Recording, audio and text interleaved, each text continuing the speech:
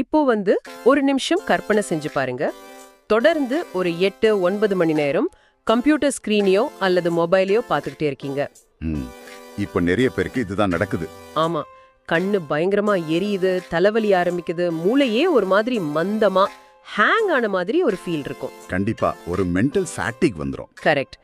இந்த நிலைமையில உங்க நெற்றியில இருக்கிற ஒரே ஒரு சின்ன ஸ்விட்ச் மூலமா மொத்த நரம்பு மண்டலத்தையும் சில வினாடிகள்ல ரீபூட் பண்ண முடியும்னு சொன்னா அது எப்படி இருக்கும்? கேக்குறதுக்கே ரொம்ப ஆச்சரியமா இருக்குல்ல? ஆமா, இந்த வியப்பூட்டும் மருத்துவ ரகசியங்களை பத்தி தான் இன்னைக்கு நம்மளோட இந்த ஆழமான அலசல்ல விரிவா பேச போறோம். மனித உடம்புல மறைஞ்சிருக்கிற ஒரு சீட் கோடு பத்தி தான் பார்க்க போறோம். அதாவது சித்த மருத்துவத்திலயும் சரி வர்மக்கலையிலயும் சரி இத மின்வெட்டி காலம் அல்லது மின்வெட்டி வர்மம் அப்படின்னு சொல்றாங்க. தொட்ட உடனே மூளைக்கு ஒரு கரண்ட் பாஸ் ஆகிற மாதிரி ஒரு சிக்னல் அனுப்புற இந்த புள்ளி எப்படி வேலை செய்யுதுன்னு நாம உள்ள இறங்கி பார்ப்போம். இதுல ரொம்ப சுவாரஸ்யமான விஷயம் என்னன்னா, பல நூற்றாண்டுகளுக்கு முன்னாடி உருவாக்கப்பட்ட நம்ம வர்மக்கலை இப்போ இருக்கிற நவீன நரம்பியல் அறிவியலோட, அதாவது நியூராலஜியோட எந்த அளவுக்கு துல்லியமா ஒத்து போகுதுங்கிறது தான். அது நிஜமாவே ஒரு பெரிய விஷயம்தான். சரி, முதல்ல இந்த மின்வெட்டி காலம் உடம்புல எக்ஸாக்ட்டா எங்க இருக்குன்னு தெரிஞ்சுக்கலாம். கண்டிப்பா. இத கேட்டுட்டு இருக்கிற நீங்க உங்க நெற்றிய மனசுல அப்படியே கற்பனை செஞ்சுக்கோங்க. 2 புருவத்துக்கும் நடுவுல இருக்கிற இடத்த திலர்த காலம்னு சொல்வாங்க. சரியா சொன்னீங்க. அந்த மைய பகுதிக்கு சற்று மேல நெற்றியின் 2 பக்கவாட்டுலயும் பாத்தீங்கன்னா புருவங்களோட மேல் வளைவுக்கு மேல ஒரு சின்ன பள்ளம் இருக்கும். அங்கதான் இந்த மின்வெட்டி வர்மம் அமைஞ்சிருக்கு. இது பாக்குறதுக்கு ரொம்ப சாதாரணமான இடமா தெரியலாம். ஆனா வர்மக்கலையில இத படுவர்மம் மற்றும் சிரசு வர்மம் அப்படின்னு பிரிக்கிறாங்க. படுவர்மம்னா ரொம்ப சென்சிட்டிவான புள்ளி, கரெக்டா? எக்ஸாக்ட்லி. இது ஏன் அவ்வளவு முக்கியம்னு பாத்தீங்கன்னா, நம்ம கண்விழி நரம்புகளும், அதாவது ஆப்டிக் நர்வ்ஸ், அதுக்கப்புறம் மூளையின் முன்பகுதி நரம்புகளும் சந்திக்கிற மிக முக்கியமான ஒரு ஆற்றல் மையம். இது ஒரு நெட்வொர்க் ஹப் மாதிரி செயல்படுது. ஓ, நரம்புகள் சந்திக்கிற இடம். சரி, ஆனா அந்த இடத்துல அழுத்தம் கொடுக்கும்போது உடம்புக்குள்ள பிசிக்கலா என்ன மெக்கானிசம் நடக்குது? அது ஒரு சூப்பரான கேள்வி. தொட்ட உடனே மூளைக்கு சிக்னல் போகுதுன்னு நம்ம சொல்றோமே, அது எப்படி சாத்தியம்?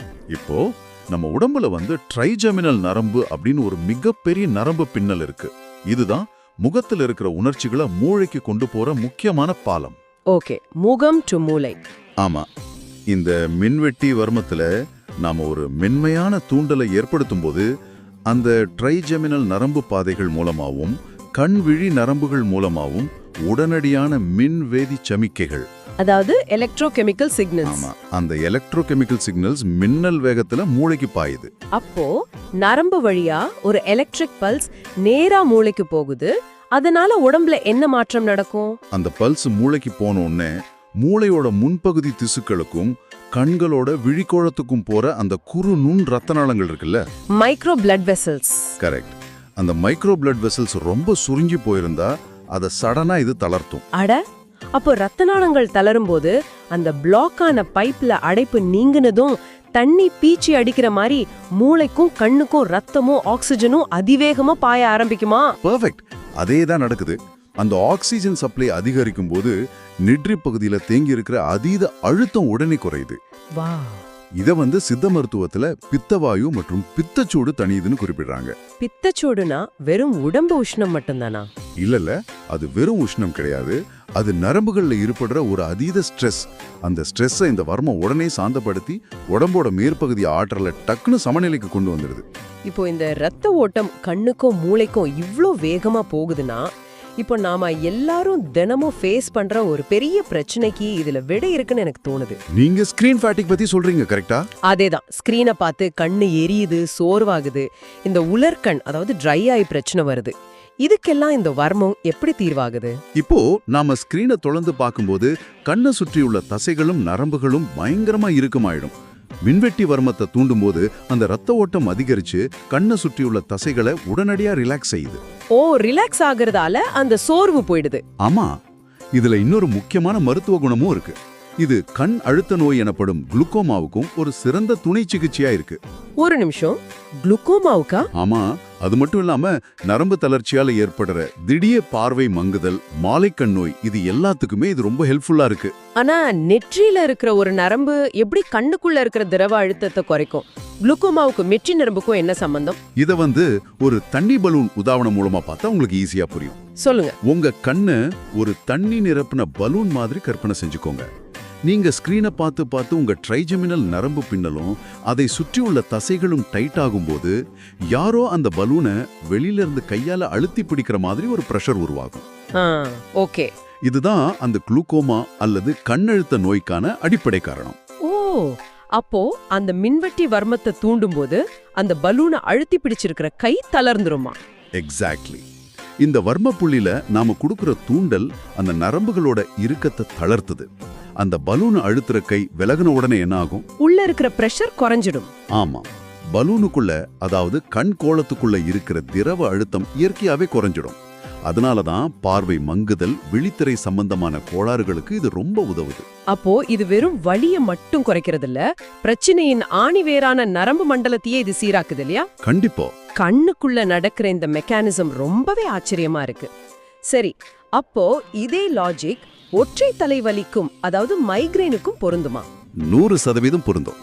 ஏன்னா மைக்ரேன் இருக்கிறவங்களுக்கு தெரியும், நெற்றிலையும் பொட்டு பகுதியிலையும் கரண்ட் அடிக்கிற மாதிரி ஒரு பயங்கரமான வலி வரும்.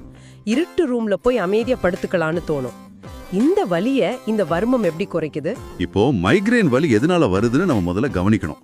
மூளைக்கு போற ரத்த நாளங்கள் திடீர்னு விரிவடைஞ்சு சுருங்குறதாலையும் நரம்புகள்ல ஏற்படுற வீக்கம் அல்லது அலர்ச்சியாலையும் தான் இந்த ஒற்றைத்தலை வலி வருது. ஓ, அந்த இன்ஃப்ளமேஷன் தான் காரணமா? ஆமா. இந்த மின்வெட்டி வர்மம் ட்ரைஜெமினல் நரம்போட நேரடி தொடர்புல இருக்கிறதால அங்க ஒரு தூண்டலை ஏற்படுத்தும் போது அது உடனடியா ஒரு நரம்பு தளர்ச்சியை உருவாக்குது. நரம்பு தளர்ச்சினா அந்த அலர்ச்சியால வீங்கி போயிருக்கிற ரத்த நாளங்களுக்கு இது ஒரு சிக்னல் அனுப்பி அதை நார்மல் நிலைக்கு கொண்டு வருதா? அதேதான். வீக்கம் குறைஞ்சு மூளைக்கு தேவையான ஆக்சிஜன் சீரான வேகத்துல போக ஆரம்பிச்சதும் அந்த மின்னல் மாதிரி அடிக்கிற வலியோட தீவிரம் அப்படியே குறைஞ்சிடும். சூப்பர். இதே ரத்த ஓட்ட சீரமைப்பு தான் சைனஸ் பிரச்சனைக்கும் தீர்வா இருக்குமா? ஏன்னா நெற்றி பகுதியில இருக்கிற அந்த சைனஸ் பாதைகள்ல நீர் கோர்த்துக்கிட்டு சிலருக்கு தலையே வெடிக்கிற மாதிரி இருக்கும். ஆமா, ஃப்ரண்டல் சைனசஸ்ன்னு சொல்லுவாங்க. நெற்றியில அழுத்தம் கொடுக்கறது எப்படி உள்ள இருக்கிற நீரை வெளியேற்றும்? சைனஸ் பாதைகள்ல நீர் கோர்க்கும் போது பாத்தீங்கன்னா அந்த இடத்துல இருக்கிற நுண் ரத்த நாளங்கள் எல்லாம் அழுத்தப்பட்டு பிளாக் ஆகிடும். இந்த மின்வெட்டி வர்மத்தை தூண்டும் போது அந்த பகுதிக்கு ரத்த ஓட்டம் வேகமா பீச்சி அடிக்கிறதால அடைப்பட்டு போயிருக்கிற அந்த சைனஸ் பாதைகள்ல ஒரு வெப்பம் உருவாகி அந்த இறுக்கம் தளரும். ஓ, அந்த வெப்பம் அடைப்பை ரிலீஸ் பண்ணிடுது. கரெக்ட். இதனால தேங்கி இருக்கிற நீரின் அழுத்தம் குறைஞ்சு தலைப்பாரமும் மூக்கடைப்பும் உடனே சரியாகும். இருக்கு. கேளுங்க. சிலருக்கு நெற்றி தசைகள் விரைச்சு போய் புருவங்களை உயர்த்தவே முடியாத ஒரு நிலை வரும். முகத்தின் ஒரு பக்கம் வேலை செய்யாது. முகவாதம், அதாவது ஃபேஷியல் பால்சின்னு சொல்லுவாங்களே. ஆமா, ஃபேஷியல் பால்சி. இதுக்கும் மின்வெட்டி வர்மம் ஒரு முக்கியமான சிகிச்சை புள்ளிங்கிறது எப்படி சாத்தியம்?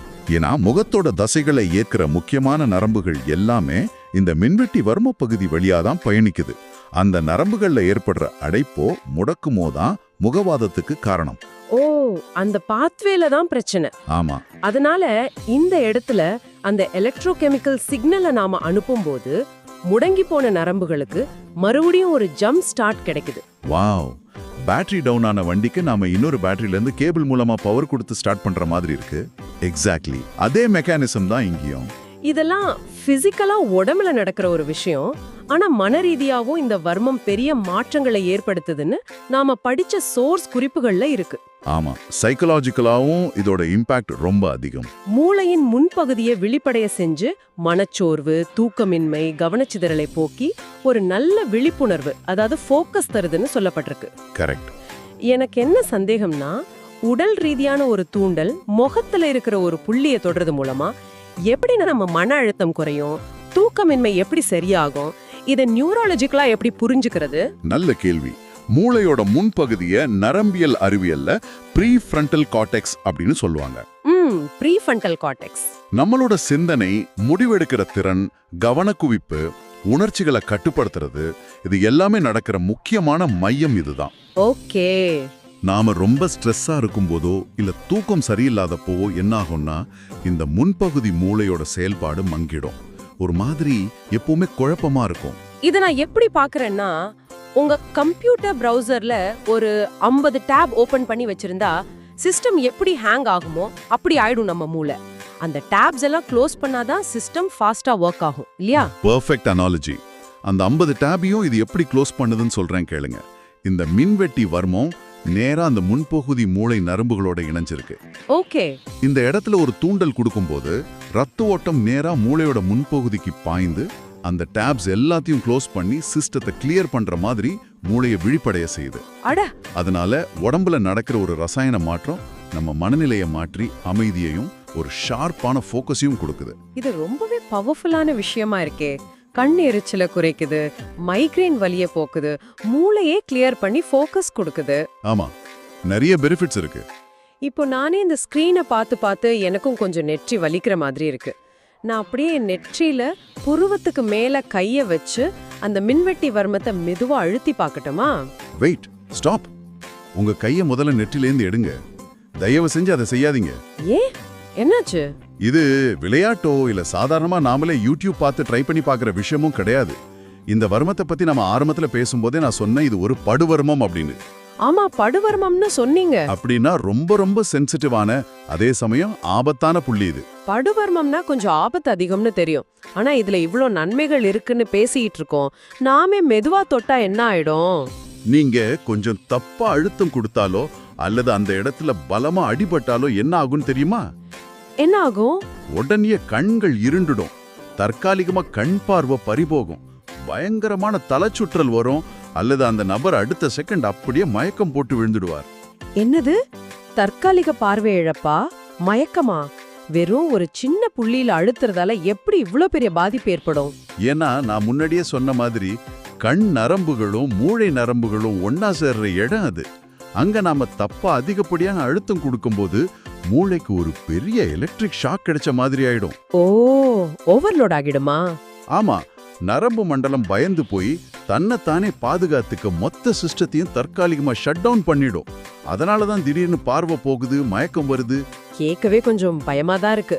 சரி, இப்போ ஒருத்தருக்கு விபத்துலயோ இல்ல பசங்க விளையாடும் போதோ அந்த மின்வெட்டி வர்மத்துல தற்செயலா அடிபட்டு மயங்கி விழுந்துடுறாருன்னு வச்சுப்போம். அவரை மருத்துவமனைக்கு கொண்டு போறதுக்குள்ள அவருக்கு ஏதாவது ஆபத்தாகிடுமா? அவரை எப்படி காப்பாத்துறது? இதுக்காகத்தான் வர்மக்கலையில இலக்கு முறை அப்படின்னு ஒரு நுட்பம் வச்சிருக்காங்க. அதாவது ரிலீஃப் மெத்தட்ஸ். இலக்கு முறை. ஆமா, அடிபட்டதால ஏற்பட்ட அந்த அதிர்ச்சியை மாற்றி நரம்பு மண்டலத்தோட பிராண ஆற்றலை மீட்டெடுக்கிற முறை இது. ஆனா இத முறையா கத்துக்கிட்ட வர்ம ஆசான்களாலேயோ இல்ல சித்த மருத்துவர்களாலேயோ மட்டும்தான் செய்ய முடியும். ஓகே, அந்த இலக்கு முறை எப்படி வேலை செய்யும்? மயக்கத்துல இருக்கிறவங்கள எப்படி கொண்டு வருவாங்க? முதல்ல அடிப்பட்ட அல்லது அதிர்ச்சி அடைந்த நபரை சமமா உட்கார வைக்கணும்.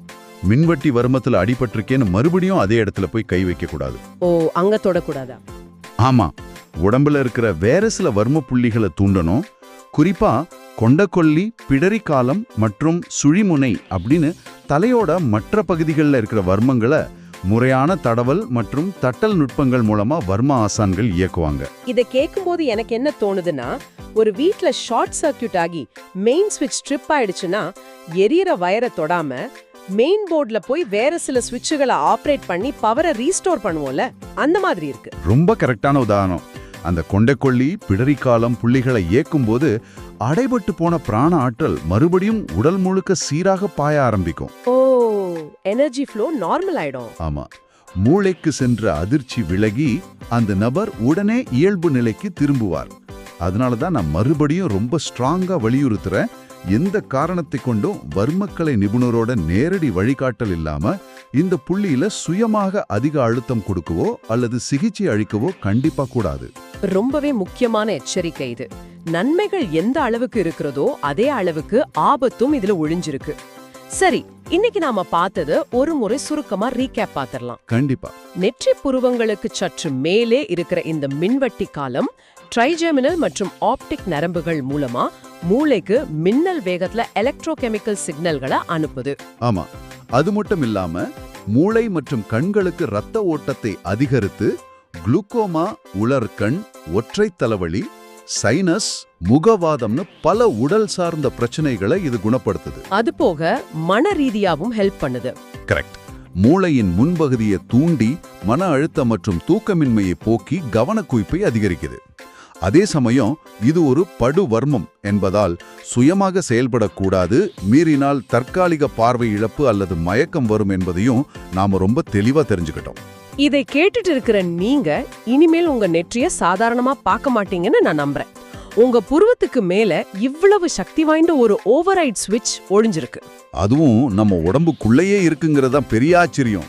ஆமா, எந்த விதமான ஸ்கேனிங் மிஷினும் இல்லாத அந்த காலத்துல நம்ம முன்னோர்கள் மனித உடலோட இந்த நுட்பமான எலக்ட்ரோகெமிக்கல் பாதைகளை எப்படி இவ்வளவு துல்லியமா மேப் பண்ணாங்க? நிஜமாவே வியப்பான விஷயம்தான். ஒரு சின்ன தொடுதல் மூளைக்குள்ளேயும் கண்ணுக்குள்ளேயும் இவ்வளவு பெரிய ரசாயன மாற்றத்தை ஏற்படுத்தணும்னு அவங்களுக்கு எப்படி தெரிஞ்சது? இது உங்களை ஆச்சரியப்படுத்தலையா? கண்டிப்பா எல்லாரையும் ஆச்சரியப்படுத்தும். அப்படியானால் நம்ம தோருக்கு அடியில இந்த உடம்புக்குள்ள இன்னமும் கண்டுபிடிக்கப்படாம இப்படி எத்தனை ஆயிரம் சுவிட்சுகள் தூங்கிக்கிட்டு இருக்கோ?